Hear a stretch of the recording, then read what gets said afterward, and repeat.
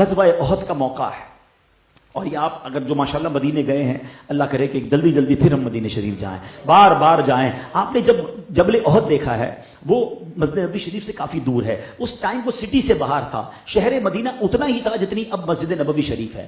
اب احد میں لڑائی ہو رہی ہے، عورتیں مدینے میں ہیں، باقی لوگ وہاں پر جنگ ہو رہی تھی، غزوہ احد ہو رہا ہے۔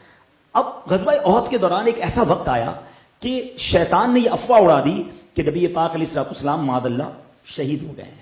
اچھا، جب وہاں یہ افواہ پھیلی تو بہت سارے صحابہ دل برداشتہ ہو گئے کہ جن کے لیے لڑتے تھے وہی نہ رہے، اب ان کی کیفیت الگ ڈاؤن ہو گئی۔ اور یہاں مدینے میں خبر پہنچی تو ایک بوڑھی خاتون وہ دوڑنا شروع ہوئی۔ اب ذرا امیجن، تھوڑا نقشہ بناؤ کہ مسجد نبوی شریف سے کوئی دوڑتا ہوا احد کی طرف جا رہا ہے، یہ دوڑنا شروع ہوئی۔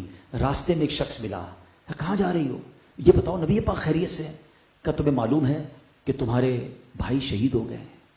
کہ مجھے اس کی کوئی پرواہ نہیں، بتاؤ میرے آقا کیسے ہیں؟ دوڑتے ہوئے آگے جا رہی، ایک اور بندہ ملا، کہ خاتون کہاں چلی؟ کہ میرے آقا کا دیدار کرنا ہے۔ کہ تمہیں معلوم ہے تمہارے والد شہید ہو گئے ہیں؟ کہ مجھے اس کی کوئی پرواہ نہیں، بتاؤ میرے آقا کیسے ہیں؟ اور تھوڑا آگے گئی تو کسی نے کہا تمہیں معلوم ہے تمہارے شوہر بھی شہید ہو گئے ہیں؟ کہ مجھے کوئی پرواہ نہیں، بتاؤ میرے آقا کیسے ہیں؟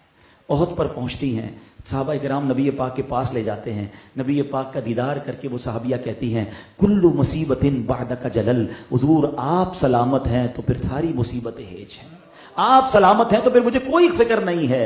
یہ لیول تھا عشق کا، یہ لیول تھا محبت کا صحابہ کرام علیہ رضوان کا۔ تو اے میلاد منانے والو، اے نبی پاک کی ولادت کی خوشی منانے والو، ہم اپنے آپ کو چیک کریں کہ میرے دل میں محبت رسول کا لیول کیا ہے۔ اچھا، دعویٰ ہم سب کا ہے، ہاں ہم سب دعویٰ کرتے ہیں کہ غلامی رسول میں موت بھی قبول ہے، بہت اچھا دعویٰ ہے، مگر چیک کریں کہ یہ صرف زبانی دعویٰ تو نہیں ہے، کیونکہ جس کو غلامی رسول میں موت بھی قبول ہے اس کو نماز بھی تو قبول ہونی چاہیے نا، اس کو سچ بولنا بھی تو قبول ہونا چاہیے، اس کو وعدہ پورا کرنا بھی تو قبول ہونا چاہیے۔ موت کی تو باری آتی نہیں، اسے نعرے لگا دیتے ہیں، کوئی یہ بھی تو نعرہ لگا کہ غلامی رسول میں 5 وقت نماز بھی قبول ہے، آج سے سچ بولنا قبول ہے، مسلمانوں کو قرضہ لے کر وقت پہ لوٹانا قبول ہے، میں اپنا وعدہ کروں گا تو وہ پورا کرنا بھی قبول ہے۔